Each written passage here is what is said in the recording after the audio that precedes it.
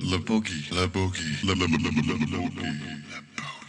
And another episode of the podcast, this time with the one and only Jay Reale, The Real Deal. And he has his own podcast now called The Real Deal, so you should check that out. Sat down with Jay on a call using a new podcasting application, and I think it turned out pretty well. So huge thanks to Jay for being available. Real legend guy, such an interesting journey in bodyboarding as a professional in the glory days, and now also along with his partner Vicky, still supporting the sport in their own way. A really enjoyable episode for me. I'm a big fan of Jay's, and I'm sure you are too. So enjoy this one, and stay tuned for much more. Welcome to the Boogie Podcast, Jay Reale. I'm so glad to be here. It's been maybe a long time coming. I've listened to all your podcasts. I'm a fan of Boogie Podcast. And I like your little music at the beginning. Boogie. Epic. Did I do that right? That was about right. I might just sample that for the remix. I'll tell you, it's really great to hear that you're such a fan. We were just talking before hitting record about how you listen to this when you're running, though. I do. Okay. Yeah. Does it help with like is there hill climbs that get easier if you're listening to someone you hated? Of course. Josh, it takes my mind off the agony that I'm experiencing, and I run very early in the morning, like 5 a.m. So I'm your morning routine. Yeah, so listening to other people talk about their problems is it's therapeutic for me. It takes my mind off the suffering that I'm enduring. Well, that's cool. I mean, I think I'm more of a podcast listener. I try to run as well, but I'm not at the level you are because we're going to touch on your endurance sports history. But I run, but generally I need something that keeps my cadence. I need to keep moving, and music. And podcasts are hard for me to keep a pace. I seem to like kind of slow down and get a bit lost in it all. But you treat it as a way to get past the agony of running. Is that like it's a distraction, if anything else? It's exactly what it is. It distracts me from my my running. I don't really, obviously you can't pace off a podcast. Music's great for that, but for me it's a time thing. I run for a specific distance, which takes me a specific amount of time, and if I listen to a podcast that takes me about the same amount of time, it goes by much faster. So when I finish, it's like I felt like the time passed much quicker. Beautiful. I think in life, I guess it's nice sometimes when time passes quickly, but depending on your age, right? There's probably times where you wish it was a bit slower. Well, when you're over the hill, right? You're over the hill like I am. The downhill side on the other side goes way faster than the uphill. So yes, you're right. The older you get, the faster time passes. It seems to, huh? And I would never accuse or label you as over the hill because I was actually going through with my partner here. I was like, hey, like she's a bodyboarder too. And I was like, hey, I'm about to interview Jay Reale. She's like, really? And I'm like, yeah, I've got Jay Reale on the podcast. And she's like, what's he do these days? What's he look like? I was like, well, look how fit he still is. I was like, check this out. Like, look at this guy. And then we were looking at you and Vicky, and we're like, she's like, wow, look at them go. They're still fit. And I'm like, yeah, they're doing stuff. I'm flattered. Yeah, like as a family unit, you guys seem pretty active, I gotta say. Like it seems like based off Instagram kind of snippets, and you get little glimpses of activities that the reels do. Like what is the extent of the physical activities of the family? You're right on that, Josh. You're right. We are super active people. I think, it stems from we had careers as professional athletes, and we were just used to always being active. So when we retired as professional bodyboarders, I was only surfing as an exercise after being a pro bodyboarder, and I was getting older, and I noticed my metabolism slowing. And Vicky, on the other hand, continued to run and work out, whereas all I did was surf.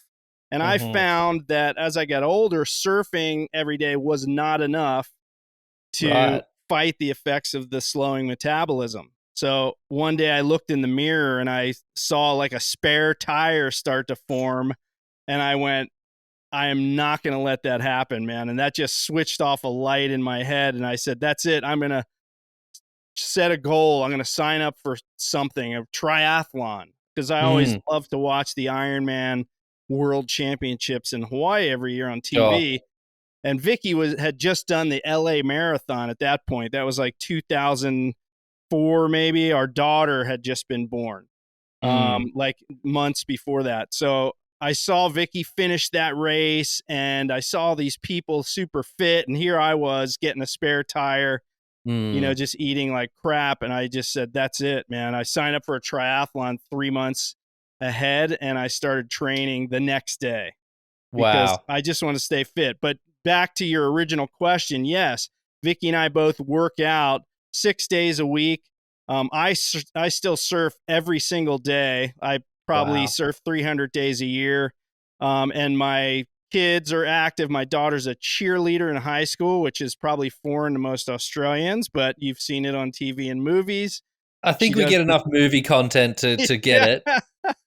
And my son's a soccer player. So, and he skateboards and bodyboards a little bit. So we stay active, man. It's, it's you use it or lose it thing. That's great. And I mean, at what age did you feel this metabolism slowing down, would you say? Was it kind of in your 40s? Was it when you kind of cracked in there, or was it even a little bit earlier?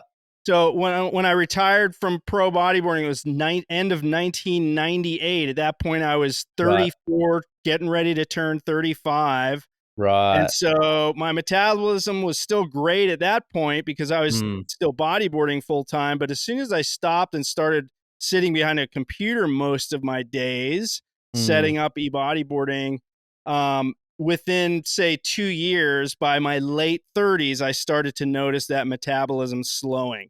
So for me, it was late 30s, and that's when the weights started slowly coming on. So, yeah. And in the US, I mean, I know that it's actually quite hypocritical for an Australian to even go here, because I believe that per capita, we're the fattest people on earth. I think the Aussies actually beat the US in terms of like obesity. Wow. Yeah, I think it's just per capita. I think we still win. It may have shifted, but we're up there with the US. But like and I'm only going off my experiences of visiting different parts of the country, and there just seems to be so many good opportunities to get some calories into your guts in America. It just seems like everywhere you look, there's a calorie just waiting for you to take it in.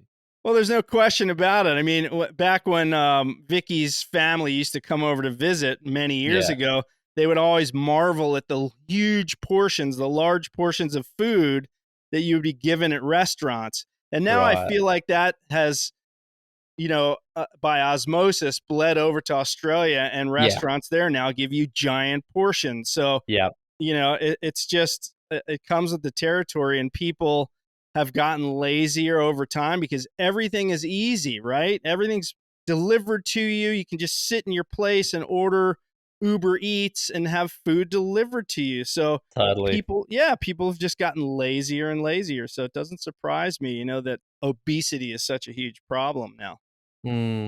It's and it seems like it's not really slowing up. And whilst I did say there's a lot of calories to pick up, the other phenomenal thing that's come out of the US, though, in the opposite direction is, I learnt about, I was spending a bit of time in Venice Beach a few years ago for work, and I was kind of there regularly, and Whole Foods, like, come on. I've never seen more fit people in one place. I've never seen more beautiful people with shopping carts and eating all these weird and wonderful superfoods. Like, it was like this complete 360 on the type of eating behavior that was kind of becoming the norm, at least to the outsider in the US. There is, like, on the West Coast where you are, there's a lot of fit people though doing stuff, right? Like, it's actually a very active coast. There are, particularly where I live in southern part of Orange County, which geographically is halfway between LA and San Diego. Lots of fit people here. This is a surf town. It's an active town.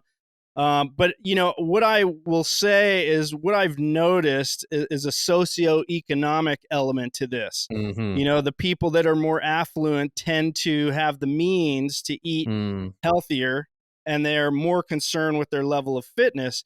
And those who don't have the means, they're going to go to the lowest common denominator when it comes to food. The cheapest option is usually high carbohydrate food. So they'll pack it on, because they don't have the means or the time to cook healthy or eat healthy. So it's a sad dichotomy in American culture.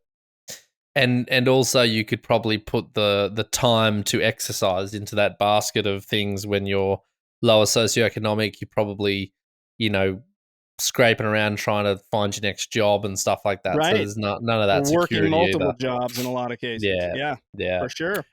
I know. And look, that is certainly a part of it. And I think, though, like, there is this lovely thing I used to notice, though, is that, like, you could always tell the really rich, like, there is that kind of obesity problem in the lower socioeconomic space. But, there is that really rich fat person too, the one that, like, enjoys just that cheese platter and the really expensive things in life. And they seem to always have a tan. They're wearing a nice shirt.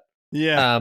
But they've got, like, the spare tire and they're okay with it because they're filthy rich. Well, it goes back like, it's like the Roman Empire days, right? Exactly. The people that were the biggest were considered, the highest in society because they could afford to buy the food or eat the most amount of food. Yeah. It's a funny world we're in. But this journey for you, the spare tire was viewed. Vicky was killing it because she just kind of had your first child and went, you know what, I'm getting fit again. Because obviously when a woman has a child, a lot of stuff changes, and I'm sure it seems like that was probably her thing. She might have looked in a mirror or gone like, hey, I'm going back to where I was before this happened. Yeah. So she gets into the marathon game, and then you've got the spare tire and you're like, you know what, 3 months from now, I'm going to get this sorted. Was it a rapid transformation for you? Like, did it? Because I'm assuming with your energy level in life, like, you probably got on top of this pretty quickly in the lead up to that first triathlon. I really did. I started, as I mentioned, as soon as I signed up for the triathlon. It was a sprint distance race, which is a shorter triathlon, but I had never done any kind of race in my life like that. So I thought I'll start it with the sprint distance, and I dropped in the space of like 8 weeks. I dropped about probably 12 kgs, which is about 27 pounds, which is a lot to drop in the space of 8 weeks. And I was swimming, biking, and running literally 6 days a week. I'd take one day off, and I was still surfing, of course, but for me, surfing isn't that much exercise. I feel like once you get better at surfing, it's easier. You figure out how to get out easily without as much effort. So there's a lot of hacks. There's a lot of hacks. Totally. Yeah. So, so the workouts every day, an hour to an hour and a half a day, I was just dropping weight. And I quickly, within 2 months, got back to my, you want to say, fighting weight, my pro bodyboarding weight. And I'd look in the mirror and I'd go, I need to stay at this weight. And I'm a little bit obsessive about stuff like that. I just liked the way I looked in the mirror, I guess, at that point. And I said, I can't ever let myself get back to the spare tire. So I did that first triathlon, and that was in May of 2005. And I had so much fun doing it. I said, okay, I completed that. I got to go bigger. Well, I'm going to do a longer triathlon. So I literally signed up for a race that was 2 weeks later for what's called the Olympic distance. It's about double the distance of the sprint distance. The sprint takes about an hour and a half for an average schlub like me. The Olympic is more like 2.5 hours for a schlub like me, a newbie to the endurance world. So I did the Olympic, and I completed that and still felt energy at the end. So you see where I'm going here. I just got addicted to trying to see how far I could go with triathlons, how long I could race for. And eventually it led to me signing up for my first half Ironman and my first full Ironman 1 week apart. These two races were, and that that was at the end of 2006, which was literally just over a year after I'd done my first triathlon. So I did those two half and full Ironmans back to back. And that just set off like a 10, 12-year run of me racing triathlons. It's crazy. Madness. You know how this podcast always seems to go in the mental health, psychological space, often. Yes. You mentioned the word addiction there. Like, do you feel like, I know from my experience and from what I see with a lot of different athletes, particularly adrenaline junkie kind of sports, like the one that we participated in, and well, I still continue to do it at that high level where the adrenaline rush is such a really big driver and it really keeps you going. Like, do you feel like there is this you got the spare tire, but you were kind of busy probably with the adrenaline rush of setting up e-bodyboarding, and that would have been quite stimulating, I'm assuming, and we'll get back to that journey in the podcast later, but do you feel like this addiction element there it's beyond that, you kind of recognize the vanity aspect. You looked in the mirror, you didn't like what you saw, and you're like, damn, I don't want to look like that anymore. I got to do something.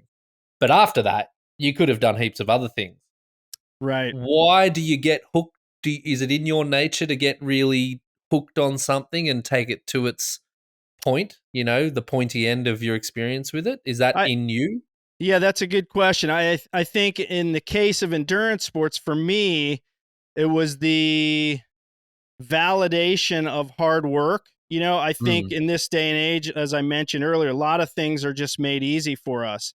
And now it's come to the point where modern society has to put obstacles in front of ourselves so we can feel a sense of accomplishment. And that's kind of what I got out of it. I would finish these races not knowing if I could finish the race.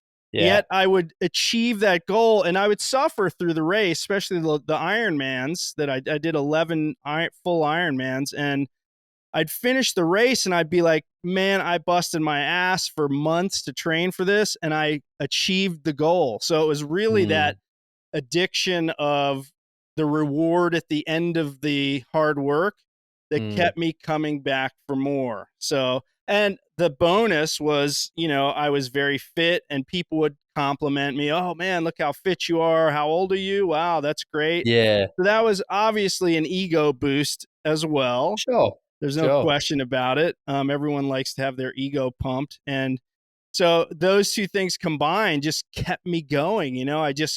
I kept thinking, can I go further? What else can I do? And then I started doing ultra marathons, 50K and 50-mile running races in the mountains, because Ironman was, hey, I had done those. I finished those, and they were getting expensive at that point. So started doing the ultras and got more suffering for my dollar out of that. So yeah, it's an addiction to the reward, I suppose. In the process of getting through them, though, they don't sound like fun. And I did get a chance to interview Guilherme Tamaga at on the beach at near Pipe a while back in one of the earlier episodes, and we spoke a little bit about his kind of, it was a forming addiction at the time into the Ironman space, and getting inside his mind in that moment and in the kind of how he was approaching even his competitive career. He's always kind of like yelling and screaming at himself in his own head to get through whatever challenge it was. Like, do you have a yelling and screaming Jay Reale in your head that gets you through the pain, or are you what does it sound like in your head when you're really grappling here with things? It's not a yelling and screaming like Guilherme. It was just a level of determination. Like, you will not quit, man. You cannot quit. As long as your legs will propel you forward, you will keep going. And there's an old saying in the endurance sports world. It was ER or PR, which means either the emergency room or a personal record. So I was never going to have a personal record in some of those races, but yeah, that was probably in the back of my head, thinking I cannot quit. I train my ass off for this race. I can physically move. I don't care if I feel like I'm going to puke, if my legs are cramping. I am not stopping. So it was, it was just that determination to finish so that I didn't go home from the race with my tail between my legs and feel like I left something out on the course. Like I Yeah. could have really finished. And I never wanted to be that guy that just quit because it was very uncomfortable or painful. You know, I couldn't live with myself if I quit for that reason, you know? Interesting. Yeah. Well, I think there's a nice segue here in a kind of step across from the word quit to retire, because I know that they're two very different things. But when you left bodyboarding as a professional, what was the kind of, was it just time for you? Was it just like, this is the right moment, or was there any kind of difficulty with it that you kind of saw was a way like, hey, this isn't really going to work anymore? Like, what's your journey out of it? Because I know that this is a question that's often the really tricky and tough one to answer for a lot of bodybuilders, because sometimes it can be a disappointing finish where it's like, you know, it's not the big spectacle that they wish it was, or the hail of gunfire that they want to go down in. So what was your journey towards retirement in bodybuilding? Because as you said, you're only in your kind of early to mid 30s when this happened. So you still had some game in you, I'm sure. Yeah, for sure. So, you know, it was 1998, and I still had another year on my contract with Maury. I rode for Maury for my entire pro career. Yeah. And I was getting paid more than I ever had through my entire career, which lasted 12 years.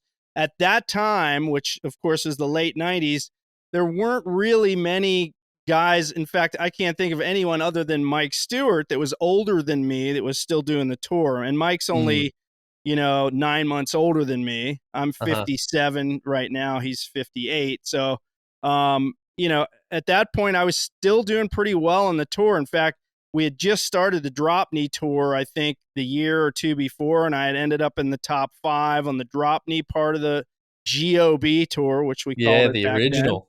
then. Yep. Yeah. And I was like top 8 on the regular, the non-drop knee part of the tour. So I was having a great year, but yeah, the end came when Maury decided, the owners of Maury, which was Mattel, a big toy company here in the United States and worldwide, they decided to sell the brand, and they wanted to basically cut all their financial liabilities that they could to streamline the sale. So they had a clause in my contract where they could cut the contract with no reason at all. And when I originally signed, it's crazy, with 30 days notice. Sign here. Yes, and JP Patterson, who's a great friend of mine to this day, and signed me to that contract 2 years prior. When he gave me the contract, I said, dude, I don't want to sign this deal because look, they can just cut it at will. And then I'm like 1 month and then I have no income. So he's like, okay, I'll fight. I'll go to bat for you. And he went to his higher ups, and they would not give me the contract without that clause in it. So I was basically, my hands were tied because honestly, there were no other bodyboard companies that could even come close to the level of salary that they were paying me. I think I was getting like $3,500 a month from them, maybe. Wow, late 90s for bodyboarding. Yeah, with another raise coming for the year of 1999. So, and I had other sponsors also, a Japanese wetsuit brand and some others. So I was making decent money for a bodyboarder at that point. Anyway, so they exercised that clause. I ended up having to sign the deal because they wouldn't do it otherwise. And of course, they used that clause against me, and they cut my deal. So that was the end of the contract at the end of 1998. And Vicky's deals with her sponsors in Japan simultaneously ended as well. That was just the end of her contract. So it was the end of 98. And I felt like I was still at the top of my game. Now, granted, I was never on the level of a GT or a Mike Stewart, but I held my own on the tour. And I felt like I did still have some game in me in terms of bodyboarding. But at that point, I was just about to turn 35. I was just about to get married to Vicky. And I thought, okay, I'm 35 years old. I can't do this forever. And I felt a little side of me felt pathetic at that age to go out and pound the pavement and look for another contract deal. Right. Because I knew no other companies had that kind of money. So I knew even if I got a deal, it would be minimal money and it wouldn't be enough for me to pay my insurance and mortgage and car insurance, Sure. daily living expenses. Life. So at that point, I have a teaching degree. I went to university. I graduated with a degree to teach high school science. And I thought, okay, that's my fallback. I can go teach high school. I have the degree, but I really wanted to stay involved in the industry. So at that point, I made the decision. Okay, I'm going to hang up the swim fins, metaphorically speaking, and I'm going to look for a job in the surf industry. So I just kind of acquiesced to the things that were falling down in front of me and thought, okay, it's a good time to exit. I was kind of at the top of my competitive game on the world tour, as high as I could be. I had traveled quite a bit, and now it was time to get a real job, so to speak. And so that was the end of that, and it was a tough transition though, man. I'll tell you. I'm sure. And let's dive into that, because this is the kind of story that I always like to go into myself. I might be a bit masochistic. I like to feel all the pain of and suffering of bodyboarding and also the highs. But it just seems like this is the common story, right? I can't tell you how many times I've heard people talk about contracts ending and a month later they're broke. They have no cash flow, because that's how contracts work in bodyboarding, it seems. And I don't know how much that's changed. I don't know if there's really much change in the last 20 years in that type of approach. So how difficult was it for you and Vicky to grapple with this sudden change in your lives? And it's nice to call it retirement, but it also kind of seems more like you could say you were made redundant.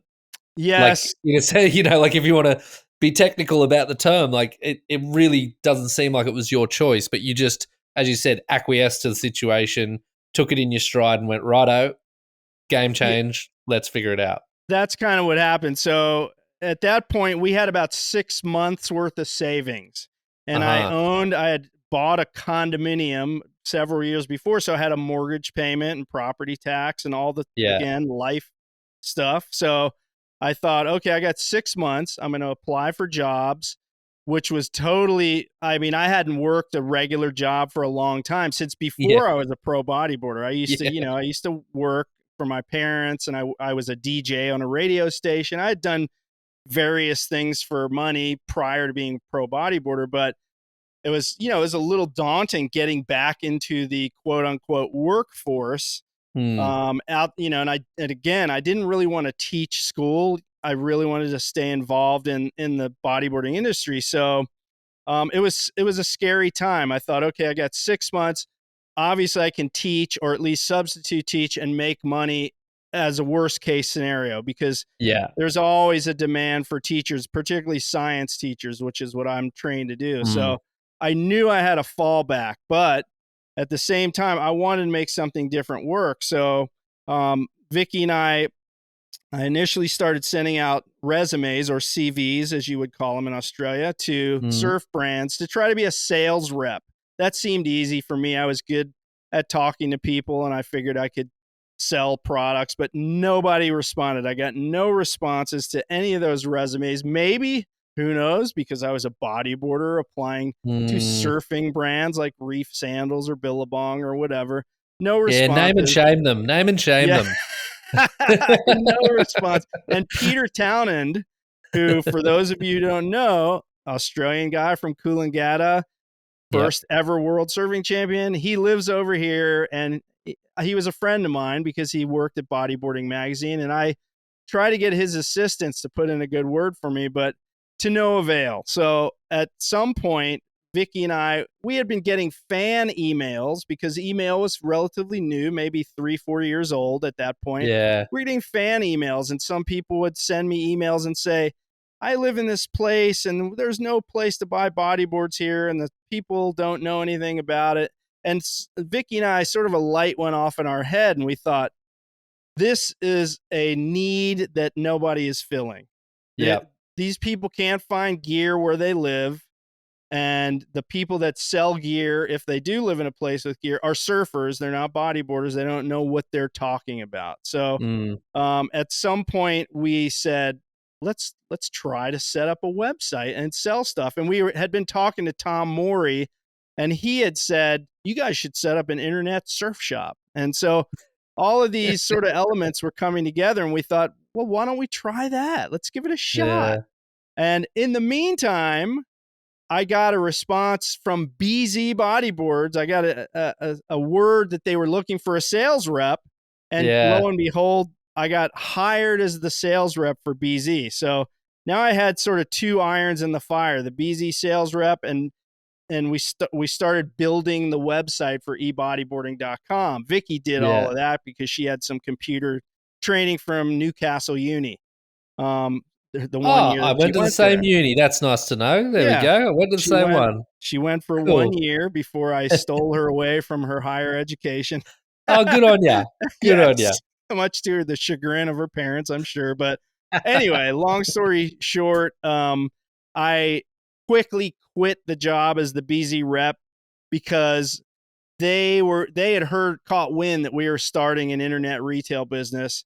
And for me to go around and try to sell BZ to other retailers when I was going to be competing against them wasn't going to fly. And so I immediately thought, I'm going into a hostile environment if I try to sell bodyboarders to the people who I'm trying to steal customers from down the track here. And I literally went in the first day for training, and I said, you know what, I'm going to quit before you guys spend too many resources training me. And I quit. And we put all the eggs in that basket of starting up e-bodyboarding. Wow. And so, I mean, this is super early in the e-commerce space. Like, this is right at the beginnings, you could say. Like, do you remember what else could be purchased back then? Like, what could you buy online at that point? Like, in the mainstream consumer? For the mainstream consumer. What was it like in America at that point? Well, that was what was called the dot-com boom over here. So anyone and everyone who could build a website was building websites. There was pet supplies. There were, obviously you could buy clothing and hard goods on the internet. People were building websites left and right and getting venture capital money with the drop of a hat. You really just had to build a website and the money would come. So the internet was exploding over here. So it was our timing was impeccable, or I guess you could say serendipitous, and really lucky because, we were right in the peak of that. So building the site in early 1999 was terrific for us. The problem we ran into was that a lot of the companies would not sell to us, including BZ Bodyboards, and there's a couple others that they just wouldn't sell to us because their concern was that because we were operating out of what was then a 2-bedroom unit that we lived in at that point, our overhead would be low, so we would discount all the products, thereby undercutting all the brick and mortar stores.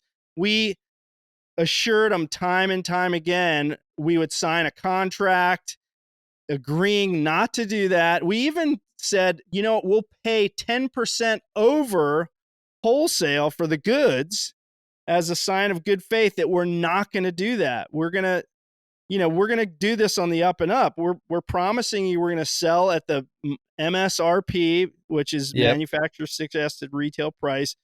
And we're not going to undercut shops because we are so confident that we would be able to get sales because people knew our names from bodyboarding and we knew the stuff we were selling. We knew everything about it. So we eventually, I remember Viper and Custom X were the first two companies that agreed to sell to us.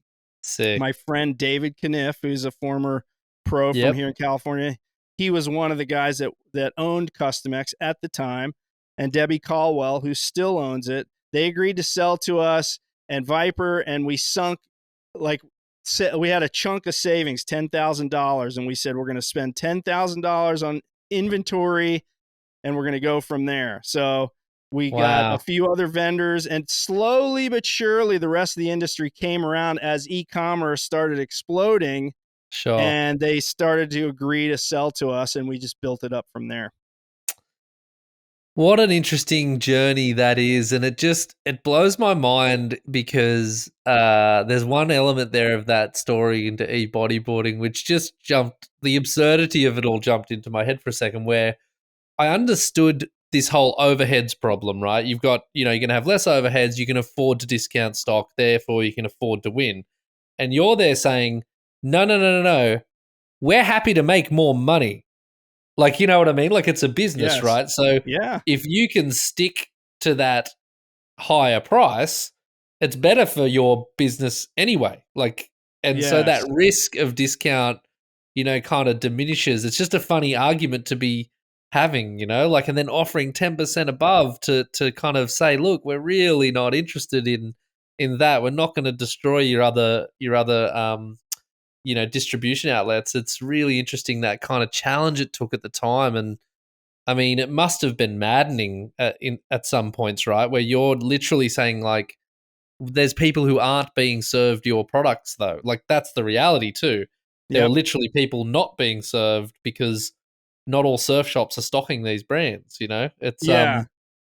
it's Yeah, really crazy. well, it's true. I mean, we were a little taken aback because a lot of our friends worked at or ran these companies, Yeah, and yeah. they weren't playing ball with us, and it was a Yeah. little frustrating. And you know, it was a case of, I remember BZ gave me a sort of a token sponsorship after I quote unquote retired, and they Yeah. sent me on a little promo tour. I had a BZ signature board, and I went to the East Right. Coast, and one of the retailers that I went into, he knew about our website that we were building, and he was not happy, man. He gave me an Yeah. earful, and I'm in his shop signing autographs for And BZ selling and boards for him. Yeah. selling boards for him, but he knew what we were doing, and he just couldn't wait till I got out of that shop. So, I quickly realized, okay, this is the end of the pro bodyboarder Jay Reale and the beginning of the retailer Jay Reale, and so Yeah. that was sort of the last straw, I suppose. But yeah, Yeah. it took a while to warm up the industry to what we were doing and realize it was a benefit. And we'd hear rumors, people saying, "There's no way that's going to work. People want to touch, Sure. hold, and feel a bodyboard. They're not going to buy it Sure. on the internet." But we quickly learned that that was not the case, fortunately. Yeah, and I mean, I want to actually point out another interesting fact here. Like, you mentioned that you launched in the dot-com boom, right? Where there's all these different brands launching websites, selling all these obscure things, and you launch a website selling this obscure thing called a bodyboard. Did you ever get any of that venture capital that was flowing around? Like, Yeah, I'm one of these people that hates debt. I hate to be in debt. So my entire goal was to not have to take out a loan Yeah. to make the business work. So that's, I Okay. mentioned earlier, we had $10,000 in the bank. 10K. My goal was to, make profit off of that $10,000 worth of inventory and then Wow. buy more inventory. So fortunately, in those early days, we never had to borrow money. We did it with our own savings. Bootstrapped. Yeah, Bootstrapped. the part that sucked though, Josh, was for 12 years prior, I spent my life and Vicky's life, we spent traveling the world surfing perfect waves, and our biggest Yeah. decision every morning was where to surf. And suddenly, within literally the space of a month, I Yeah. was sitting at a desk doing spreadsheets and creating content for a website and like working on a computer all day. And, we'd Yeah. get out and go surf for sure, but it wasn't like, where are we going on the next surf trip? Where are we going to surf Nah. today? It was like, okay, we're going to go surf our local spot for an hour and a half. Then we got to get back to work. And Vicky was Yeah. putting in Tough. like 12, 14-hour days setting up the website because we had a launch date and we had paid for an ad in Bodyboarding Mag. We wanted to coincide with that launch date. So, Cool. suddenly the pressure of corporate life was crushing me Wow. from outside and in. And, the transition from 12 years as a pro bodyboarder to desk jockey was sobering. Yeah. And honestly, Josh, 22 years later, still is. I still grapple with sitting in my office on a computer all day. I just said this to Vicky yesterday. I was like, man, when it's sunny and I know the waves are good and I'm sitting there looking at my screen and looking out the window, I die a little bit inside every time, Ooh. even now. So, yeah, that's cool though. You're still a Grom. You still got the froth. That's I what. do. That's what's good. That's what keeps you going. Yes. That like often with these entrepreneurial kind of pursuits, it's the little point I wanted to make actually off the dot-com boom bit was the bubble burst, and so many of these websites crashed, and we never knew about them. But e-bodyboarding's still here. Yes, we were streamlined. The first like year and a half, it was just Vicky and I, and and eventually we hired like one employee, so we kept our overhead at a minimum. And there, over the 22 years now, there's been some really lean times. The global financial crisis in the mid 2000s there nearly sunk us, as it did many businesses, but. Yeah, I think it's just because of our, our streamlined operation that we were able to continue where others failed. And we didn't take venture capital, so we didn't have debtors that were expecting a return on that investment. Yeah, true. Was there a point in that early journey when you kind of both looked at each other and went, "Oh wow, this is working"? Like, what was there? Like, how long did it take for that comfortable realization to happen in the business journey? Well, initially we did some math, and we determined we needed to profit $100 a day to pay our bills, just to break even. And within about 2 months, we started making quite a bit more than the $100 a day. And we quickly realized, okay, this is going to work. So it was really 2 months into it. And within 6 months, we started to be profitable, which was great. That's insane. That's insane. We weren't, rolling in dough or anything like that, but we were. Yeah, but if the numbers add up. We were able to pay our bills, and we were able to put a little bit into savings or retirement accounts. And, that was, for us, that was like, hey, this is great, man. We have our own business. We don't have anyone to answer to as a boss, and we can still go for a surf every day. So we're living the dream in terms of business owners, because a lot of business owners, it takes them a couple years before they're profitable. I was going to say, like, had you said it took 4 years for you both to sit back one day and go, oh, wow, this is actually, we did it. But, like 2 to 6 months, it's like, whoa, I wasn't expecting that answer. That's, yes. I guess that also shows the sign of the times and that need that you identified. It was obviously a critical need at the time to be able to have that level of success so quickly. Yeah. How do you let's go back in time a little bit, because it kind of relates to this, but like as a couple jumping into business together, you can jump into a relationship and that's always cool, and you can jump into a house together and that'll have its challenges, but then jumping into a business together is another kind of layer of complexity and challenges, I imagine. And how have you and Vicky managed that in the context of a loving relationship and what can be, at least from the outside looking in, a very successful marriage and family life? Like, how have you managed that business relationship over the years? Good question. Social media is deceiving. Being in business with your spouse carries an entirely different set of challenges. And it has, in all honesty, it's been difficult at times and great at other times. It ebbs and flows. It really does. And there's been times when I was ready to just sell the business and hang it up, because it really, really does impact our relationship at certain times, particularly when we're very busy and there's a lot of stress. Vicky does most of the nuts and bolts of running our business, and she takes on an amazing amount of stuff behind the scenes, from everything from advertising to product sourcing to merchandising to advertising. So much stuff she takes on.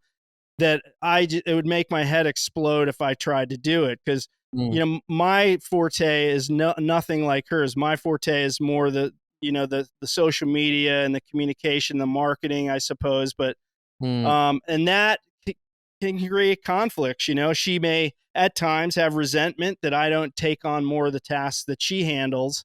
And we get in conflicts just like every married couple. We've been married for over 22 years, and the business has really been at the core of our relationship in terms of, again, those ebbs and flows of how it goes. We stay together. We always end up sort of coming back together and working things out. But, I'm not going to lie, man, it's a struggle from time to time. And I do look forward to the day when we can retire, if that happens. I do have a target when I'd like to retire, but yeah, Vicky, I mean, our business would collapse if Vicky wasn't here. Trust me, because I can't do any of the crap that she does.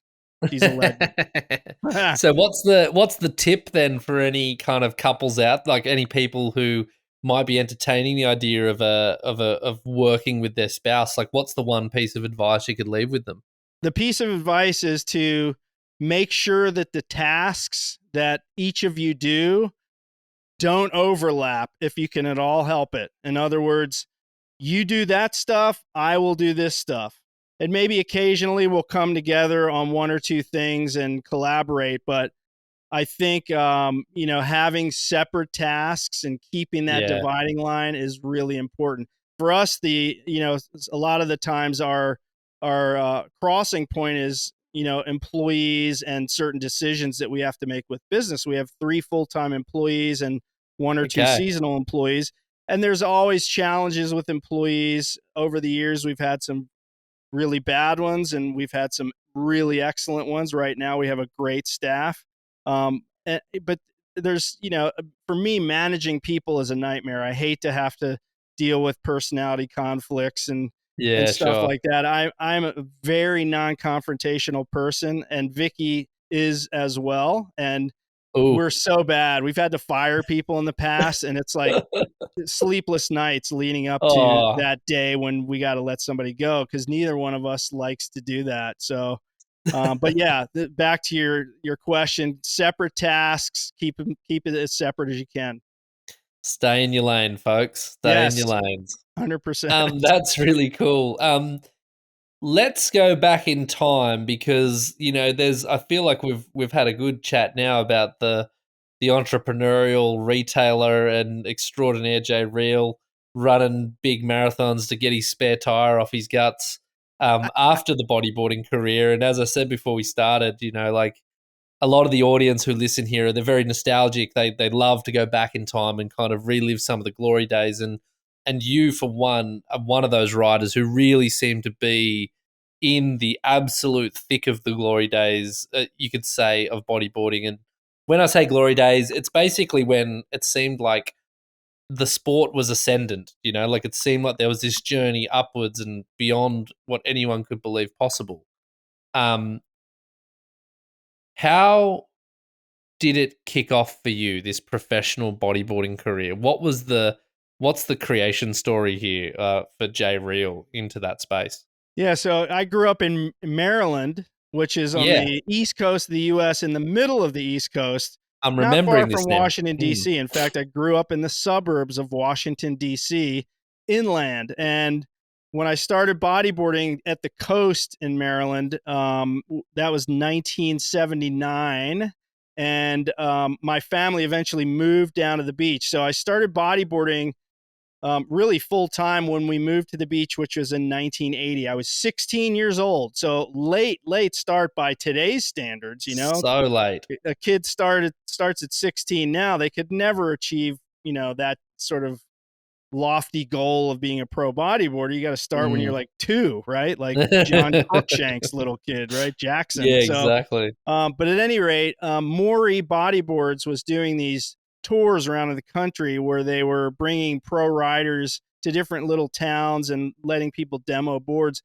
And I had just gotten into the sport with a couple of friends, and I went to this demo. These guys from California came to Maryland, and I was blown away. It totally sparked my stoke on bodyboarding. I couldn't believe people could do the stuff they were doing on bodyboards, like Rolos and 360s. And I was going to say, was that it? Was that like you just saw some spinners, some 360s and some rollers, and you're like, what the hell is going on out there? Yes, they're defying gravity. What in the hell? So I thought, this is really cool, man. I want to be a part of that. These guys are professionals. They're getting paid to do this. What the hell? So I immediately started competing in the local events. Anyway, through university, I competed during my 4 years of university. I became national champ. I flew to California. I basically was having great success competitively. And at that point, bodyboarding as a professional sport was in its fledgling years. You know, the mid 80s was when it really started to take off, when the US tour began. And all the guys from Hawaii and the best guys from California would compete in these events. And I was still in university. I finished in 1986. And I had this goal. I was like, man, I want to be the first ever guy from the East Coast of the US to be with them and compete on that pro circuit. And I had already been to Hawaii. I started going there in 82 when I got invited to the very first pipe event that Maury put on in 82. And that, again, was a massive eye-opener. I went over to Hawaii. I was there for 5 days. I got to see Mike Stewart, who was a nobody at that point. No one knew who he was. Daniel Kaimi, who eventually won that first pipe event, who was surfing second reef pipe like it was a 2-foot beach break. And I was, again, just dumbfounded how people could do that kind of stuff on a bodyboard in waves like that. And I thought, I want to be like that. I will never ride waves that big. That's what I thought in my mind at that point. Yeah. But I want to be a pro bodyboarder. This is so cool, man. I'm this kid from the East Coast, and I'm hanging out with all these guys from Australia and California and Hawaii. I want to be in with this crew. I want to be one of them. So I was just totally damned and determined to do it. So, you know, at that point, I went back and I finished university, and I immediately got a teaching job offer, and I turned it down because my goal was to move to California and do the pro circuit out there. And so I worked like 2 jobs for a year. I was a substitute teacher. I worked at my parents' bakery to make enough money to save up to move to California. And Maury, who was my sponsor as an amateur, said, okay, we'll give you a pro contract when you move to California. We're going to pay you, get this, $125 a month. Sweet, man. I'm going to get paid. Yes. So I moved to California in 1987. May 1st, I arrived, and I immediately started doing the U.S. tour. It was then called the PSAA Tour. Eventually became the Bud Surf Tour. But so I started making prize money, and I was like, the dream is coming true. This is what I dreamed of. It's happening. I'm making some prize money. I'm not winning any events yet, but I'm getting paid to bodyboard, and I don't have to work at another job. I was perfectly ready to get a job to make my rent and my car payments and all that. But eventually I was making enough prize money, and I picked up some new sponsors, because you mentioned the golden era of bodyboarding. This is the late 80s, man. The sport was exploding at that time. So it was really easy to find sponsors, and things just steamrolled from there, you know? With that moment, you know, like what's an anecdote or like a moment that you remember from that period where you're like, this is insane. Like, what is going on here? How could I be in the middle of this experience? So is there an experience you can point to that was just mind-blowingly surreal in that moment of bodyboarding's ascendancy? Yeah, I think it was my first cover shot on Bodyboarding Magazine, which was in 1988. I spent my first winter on the North Shore as a pro bodyboarder, and I lived with Keith Sasaki and Kevin Okamura and some other big names of that era. We had a house at Waimea, and you know, I was in the water every day. I was working with photographers, which in and of itself was like, this is crazy. People were taking pictures of me. I'm some nobody from Maryland, but they're taking pictures of me because my sponsor Maury was the biggest advertiser in the Yeah, magazine. exactly. And I Exactly. knew the magazine wanted to push somebody from somewhere other than California or Hawaii. And I was the Yeah. only guy from the East Coast. I was the first pro bodyboarder ever out of the East Coast. So I knew that, if I got the right shot, maybe I could get in the magazine. And that's exactly what happened. The photographers had been given the word, I think, from the magazine, get shots of this kid, Jay Reale from Maryland, because we want to promote East Coast, and this is the East Coast guy. So I didn't even have to be good. I just had to do something photogenic. I could eat it right after the picture was taken, and which is probably what happened. But in any case, I got on the cover of the magazine, and that magazine came out, and I was just like, that's it. I've arrived. My dream has come true here, man. This is crazy. And then, then you start signing autographs and it just becomes surreal, as you mentioned. Yeah. Yeah. Yeah. It's a funny moment. I'm yet myself to have the cover shot, but I think for me, when there was a poster pull out, that like I made a poster book for Riptide once, and I was kind of like, shit, some kid's gonna put that on their wall. Like that's now, that was probably my big photographic moment. Like, and it's totally surreal when you see that and you go, like, I mean, I know for a fact that like mine was a Shark Island. The barrel's kind of flaring out behind me. It looks crazy because there's steps in the face, and I'm kind of holding my own. But I know for a fact that I just pull in and get whaled on this. I remember hitting the reef on that one. I get completely destroyed, but the picture just tells this other story that, and it's just funny, those moments. Well, you were probably looking at that picture of yourself and you analyze it, right? You look at it and you're like, what's the positioning of my legs and my arms and my neck and my head? And what is someone else that's looking at this picture of me? What are they looking at when they're looking? Exactly. So you really analyze it, right? So I know, it's totally, cool. totally. Yep.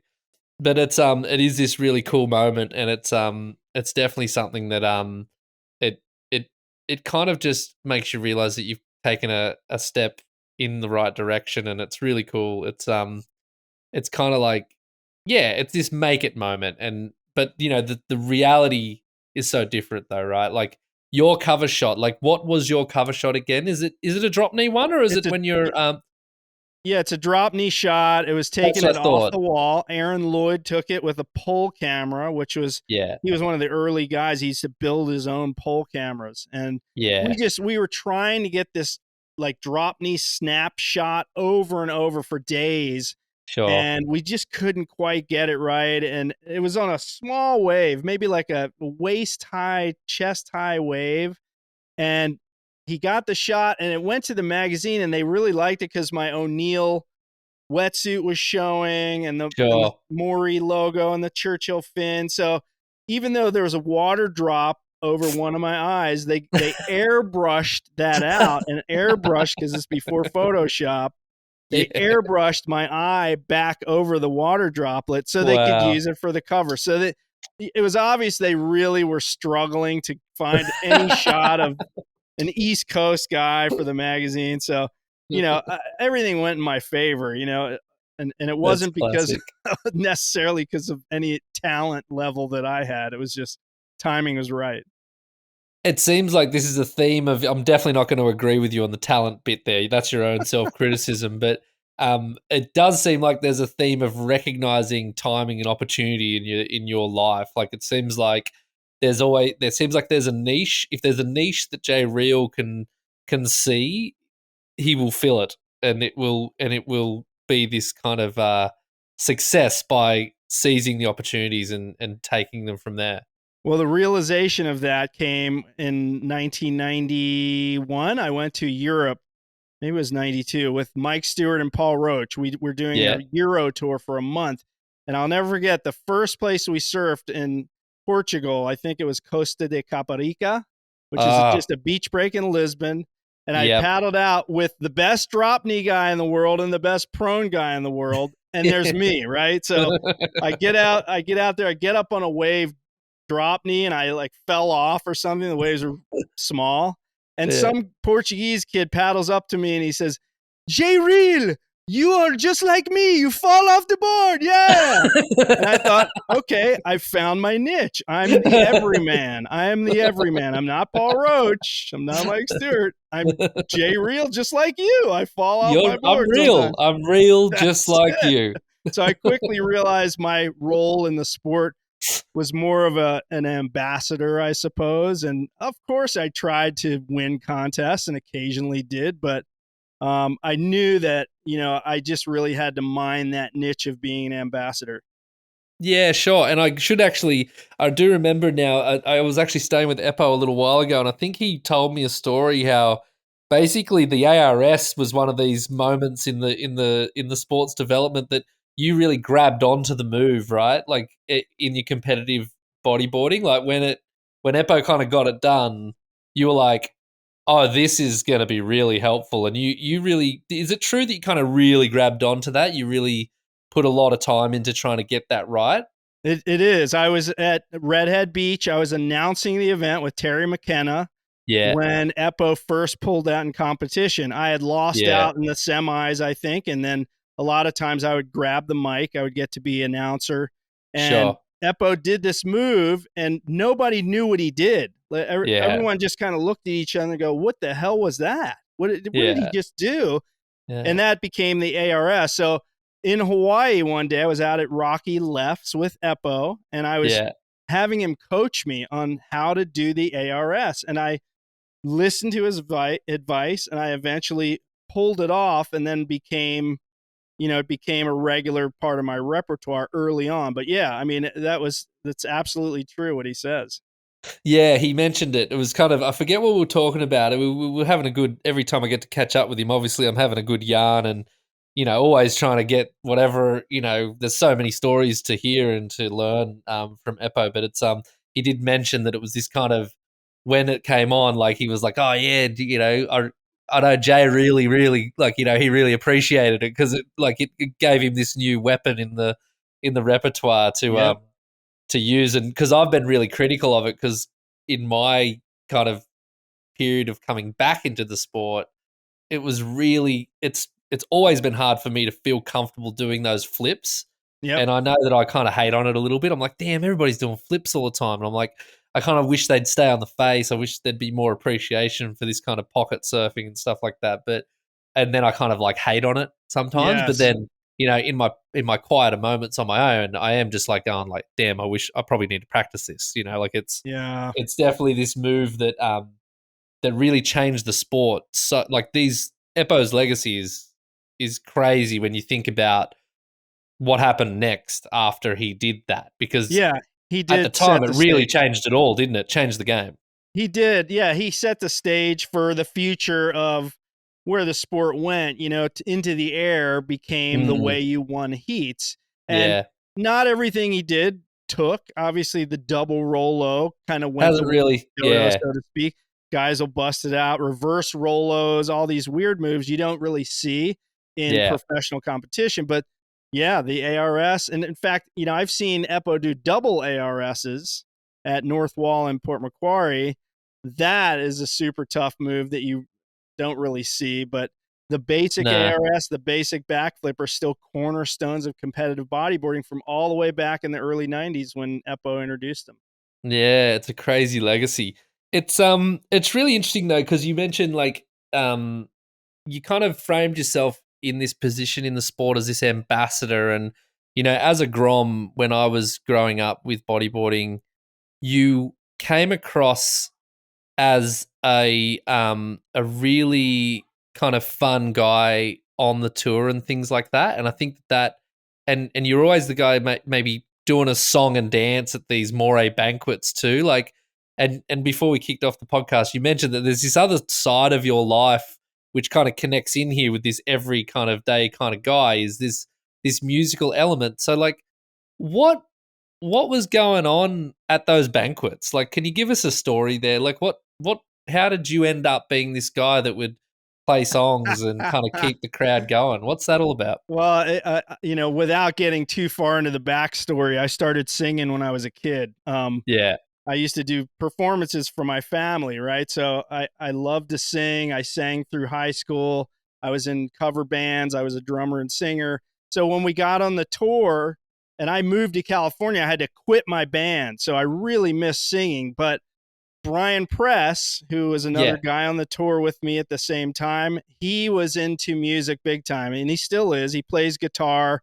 He produces music. His daughter and his two of his kids are absolutely phenomenal singers. So anyway, back up, Brian and I sort of connected in that musical realm and quickly realized, man, I love to sing. You play guitar. We both can write music, and let's get together and jam at one of these banquets. So at the year-end banquet for the GOB tour, we wrote a song and we performed it. I think Stroey might have videoed. It's at the end of one of Stroey's videos. That's the one I'm thinking about. True Hawaiian is the name of that song. True Hawaiian. So we did this song. I wrote lyrics about everybody on the tour at the time and basically lampooned them in some way, shape, or form. And everybody loved it. So that became a thing. Then we were sort of expected to write songs after all the events, not just at the end of the year, but a lot of the events. So it became a little bit of pressure because we'd have to get together in these places where we were traveling. We didn't do it at every single event, but we did quite a few. And eventually that led to Brian and I writing a song that we performed at my wedding that I wrote for Vicky. But and you know, Brian and I, we're still friends. He lives here in California, and it's, you know, it's fun to look back on those musical performances, man. I really miss it, and I wish we had better recordings of them all, because man, there's some hilarious stuff in there. No, so this musical thing though, like music has still stayed with you though in life, right? It is still like an everyday practice, because I think I saw something about on Insta you were in a choir, like in a men's choir or some Christmas choir thing. What? It's a Christmas choir thing. My daughter got into musical theater when she was young. She's now almost 18, but they had a fundraiser performance, and they basically recruited the parents of the kids to perform in musical theater. And I had done some musical theater in junior high school or middle school, whatever you want to call it. And so I kind of had an affinity for that. So I signed up. Oh yeah, I'll be in this musical. So I ended up doing 3 musicals. One of them I was a lead character called Daddy Warbucks, and Annie, the musical. You can find it on YouTube if you type in Jay Reale Daddy Warbucks. We'll be linking it. We will be linking it. Yes, Jay Reale Daddy Warbucks. And you'll see some of my performances. So, anyway, I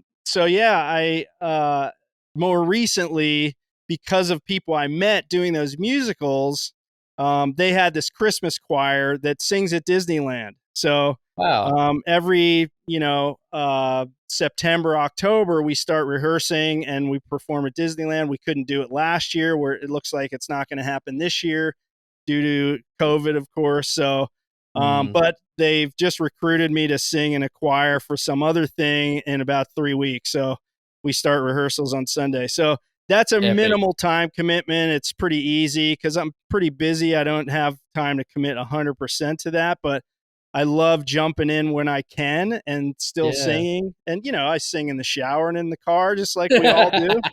So I love it, man. I'm a huge fan of good vocals. That's great. I mean, it is the glory days though, in many ways. I'm just thinking, like, coming back onto the tour 4 years ago for me, it was a very personal journey. So it was good either way, but there was also this kind of, there's this stuff lacking, like when I hear these stories of, you and Brian Press, I just remember getting the snippets as a Grom on a Stroey video of, you guys singing at the end of a banquet. But, the fact that there was this opportunity to prepare for a banquet, like having a banquet is pretty, like, these things, they try to happen, but they're not as established anymore. And it's really, it's quite difficult, or it has been, it seemed, to get this kind of level of funding right to make these events that next level of kind of special. The nearest I ever experienced of this type of spectacle was probably when I was around 15, and or maybe 16, and I went to Japan for a bodyboarding competition. I was with the Manta team at the time, and it was epic. Like they had this huge ceremony, and they had like free booze, and I was only 16, so I was here drinking booze, and I was loving it. Like I'm living the life, and they had all these ceremonies with drummers and sashimi carvers and Oh yeah. crazy stuff, Yep. and this spectacle. I mean, it doesn't. At the same time, it doesn't matter. Like, to me, it's kind of like we are there to be bodyboarders. It's okay to be humble. It's okay to not have these kind of bells and whistles, but damn, it seems like a good time. Seems like it was a great time. It was amazing, man. I mean, we were there at the beginning of the world tour, the first event in 95. Yeah. And it was so exciting because it was our dream to have a world tour like surfers had, So Yeah. when we got to go on the tour, there was so much camaraderie amongst all of us on the tour. And we basically made it was a big party. It was like, hey, let's travel the world with all our friends. And we'd go, to Reunion Island, and everybody would take a day and drive up to the volcano and sightsee or go to the waterfall and swim. Everybody kind of went as a group almost, so it wasn't just you go and focus on the competition. Granted, there were some people like Mike Stewart and probably GT. I was about to say, to a lesser extent. There were two guys. There were two guys who were focusing. Mike in particular, man, he was like laser focused on the contest. And of course he benefited from that. But the rest of us, I think, we just were like, this is like the best time of our lives. We want to experience everything that we can while we're in these awesome places. And fortunately, the money was there for the organizers of these events to put on banquets and ceremonies, and the prize money was good. It was I'm so thankful that I was in the sport at that period of time and involved in helping to grow the sport, because we had a riders board and we would make all the decisions on the tour. We'd meet at every venue, a certain group of us from all over the world, and we'd make decisions moving forward with the tour. It was really cool, man. It seems like it was a really good moment, and there's been a lot of iterations of the sport over these years, and some things have had moments of great success. I know that IBA period that Terry McKenna was really heavily involved in. There was this really big moment there for a second. I know my father did his best for a period there with Mark Fordham, and they had some big moments with Tom Wilson as well. And now it's kind of in this space, like, and I guess a good way to get towards a finishing point on the podcast, like we've spoken about the history, we've spoken about the moment, like from where you're sitting today, we're at a bit of an interesting space. COVID's kind of wiped the slate clean on a number of things, and world tours have stopped, and international competitions barely able to kind of get back up to speed. Like from where you're sitting as someone who's been that professional rider, that person who kind of was the ambassador, kind of having a good time, but being that person to be the face of bodyboarding in many ways, to the mainstream in some circumstances, to them being a business owner in the industry, like, and celebrating 50 years of the damn thing, like just happened.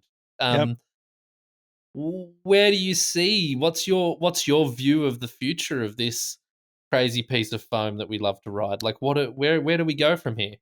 That's a good question. It's really depressing to see where professional competitive bodyboarding has gone.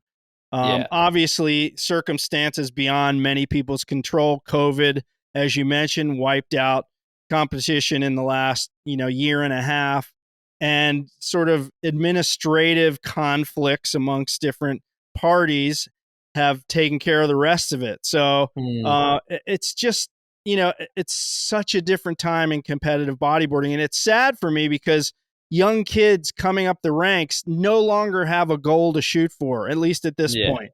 And here in California, there hasn't been competitive bodyboarding for many years. There's a group now starting up again, having another go at it. And, there's an event here and there, one coming up in November, and maybe 2 more prior to that. So, that's encouraging, but it's really, I feel like it's almost set the sport back because, kids over here in Southern California, they have nothing to aspire to. They don't say, okay, I want to win this contest and then I can move up to this and this and this and eventually on the world tour. They don't have that vision for the future. So as far as competitive bodyboarding is concerned, at least in the professional level, it's anybody's guess what's going to happen with the sport. There's too many companies dividing up those small slices of the pie in terms of profits from sales that now it's to the point where nobody can afford to sponsor events on the tour. So they're relying on municipalities, governments to sponsor the events. And that's just, to me, that's not enough to sustain a world tour over a long period of time. So I don't know where professional competitive bodyboarding is going to go. I do know that recreational bodyboarding, in my view, from where I sit, is alive and well. People still want to get out in the ocean. COVID has accelerated that 1,000 times over, which is fantastic for, the sport in general in terms of board sales and people participating. Not so much for crowds, but that's a whole nother story. But, the next level up, the pointy end of this sport, the competitive professional level, I don't know where it's going to go, man. I mean, guys do amazing stuff on bodyboards now, but I feel like there's maybe less and less of them, at least in Southern California. Other parts of the world, maybe not so much, but here, it's, there's less guys really focusing on being the best in the sport. What about the Olympics? We've just finished off the Olympics. Surfing had its first moment there. I was pretty skeptical about surfing getting into the Olympics, and I've had discussions with, people, Pierre, with Mike, and these guys were always quite keen on it getting there. My mind was changed after watching the surfing in the Olympics. Even though the waves sucked, I actually saw for the first time that, wow, this could be a very good thing for bodyboarding to hitch onto if we can find our pathway into the Olympics with surfing. I mean, did you have any kind of thoughts on that step as a potential way to provide that pointy end? Because it is a pointy end. It is. I mean, it's definitely something that would give people a goal to shoot for, to be in the Olympics. For me, at my stage in life, competitive bodyboarding is something hard for me to completely wrap my head around in terms of, what it takes to get to that level. But I love that young kids can aspire to something, and the Olympics is the pinnacle of that, I think. So it would be great to see it in the Olympics. The only thing I would add to that is, in my personal opinion, the wave pool genre would be a better place to have the Olympic surfing and bodyboarding events. With that said, of course, Paris, they're going to have the surfing at Chopu, which would be amazing for bodyboarding. I would love to see that, but places where the surf is generally not going to be great, to me, a wave pool might be a better option because it's it's easy to compare. It's more palatable for the viewer, I think, because they see a consistent wave coming, and the riders each have an equal opportunity to perform maneuvers, and it's reliable. Unlike the surf, I mean, we had blown out big conditions for the finals of surfing, but the early rounds sucked. It was small and crappy, onshore, weak, and what that's like on a bodyboard, man. People are going to be sleeping watching that stuff. So exactly, I don't know, my opinion, but of course everyone has their opinion. But I mean, there's a perfectly killer wave pool using the BSR style, beach break style wave generation machine. That would have been great, I think, for bodyboarding or surfing. Totally. Even. Yep. Totally. Well, there we go. That's the future, according to Jay Reale. I've got the notification here that my computer's about to die due to lack of battery, which means we've had a pretty good crack at a podcast here. We're up to an hour 20, and I think we covered a lot of cool things. So on that note, I guess I'll just say a huge thanks to you for jumping on board. It was a long overdue chat, and I do, like with your competitive approach to most things, I feel like we did leave some stuff on the field, so I don't think this will be the last one we have. So there's a lot more to explore here, and I really thank you for taking the time to jump on. Well, it's my pleasure. I took a communications course in university, and they said the best way to get somebody to like you is to get them to talk about themselves. So I really like you a lot now, Josh. So, no, it's been a huge, and that's a good point, man. If you ever go on a date, get the girl to talk about herself the whole time, and she's going to want to go out with you again. So it worked for Vicky, I suppose. Dating advice as well from Jay Reale. It's a great way to wrap it up. Thank you so much, man. Yes. No problem. Thank you, Josh. I appreciate it. It was a blast.